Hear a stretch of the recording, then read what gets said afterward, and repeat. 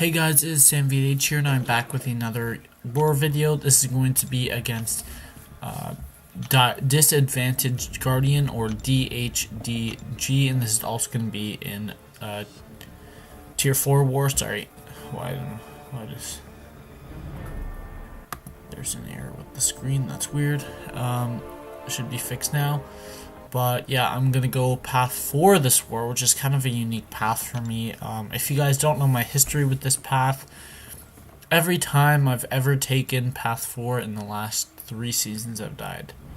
I just can't handle the mini-boss on that path, regardless of who it is. I've died to an Aegon, I've died to 2 Dominoes, and I'm going to die again in this war to someone on that node.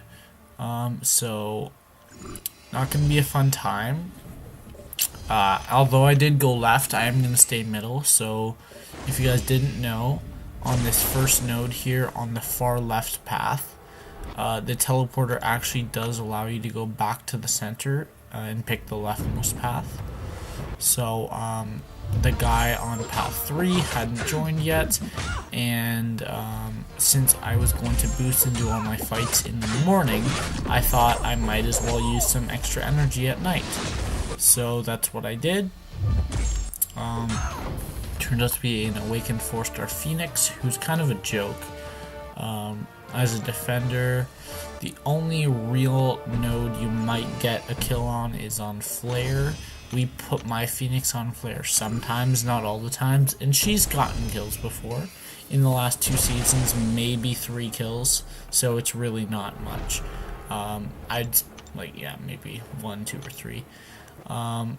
Okay, so this is going to be the next day, and I'm going to be boosting up because I'm taking the mini-boss all in this group. And, hold on.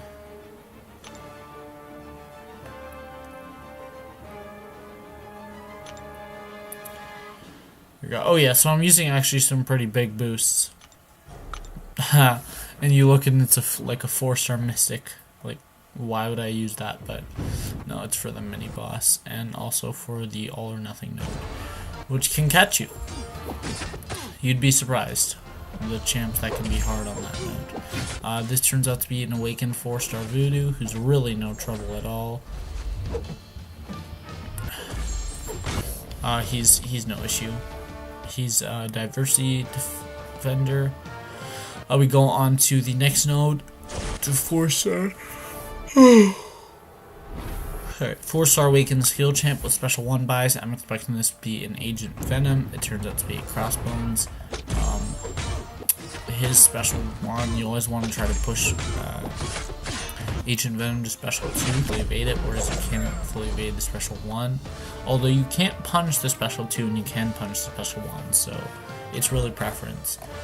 It turns out to be a 4-star Crossbones, who of course is a villain and he goes down very easily. And now we go to all or nothing node. It's an awakened 6-star. I'm pretty sure it's that Void, but just in case this guy has a 6-star Modok, because I know there is a 6-star Modok now, I just want to be sure that I use the invulnerability boost, because that special 1 can really get you. It turns out to be this guy's Void. Why he still has a 6-star in his profile, I have no idea, because that means he doesn't have enough 455s, because Void doesn't have a good prestige. But, like, honestly, if you're at this level and you still have a 6-star in your profile, unless it's a rank 2, you might have some roster work to be doing, just saying.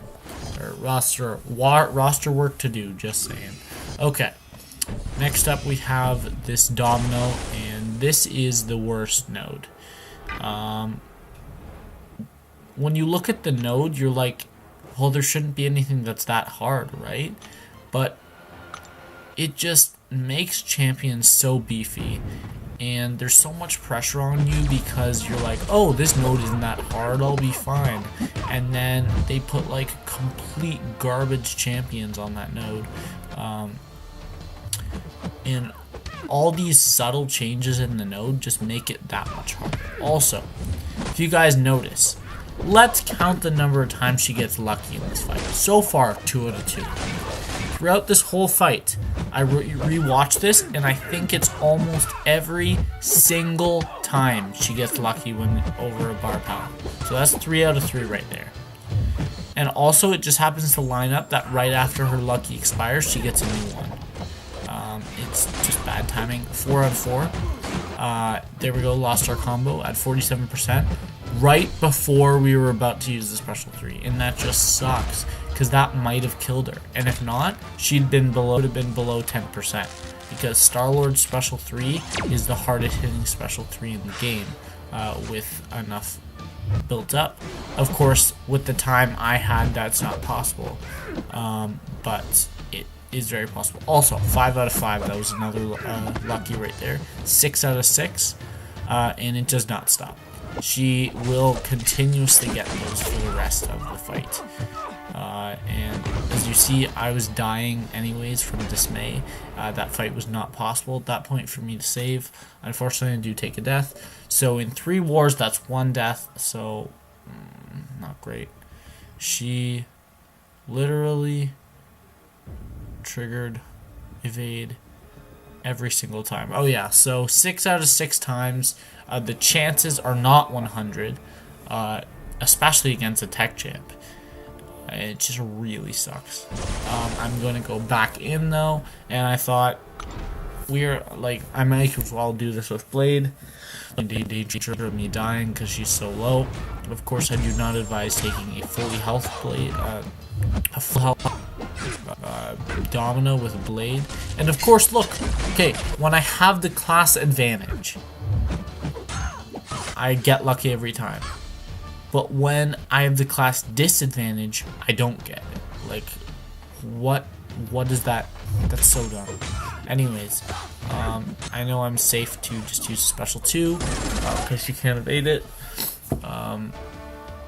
Because I would have already been partway in before the time I pushed it over. She's down. I really just want to get this war over with. I have this science champ. That guy did KO on the Korg. Not a big deal because that node is not 100% necessary to take down.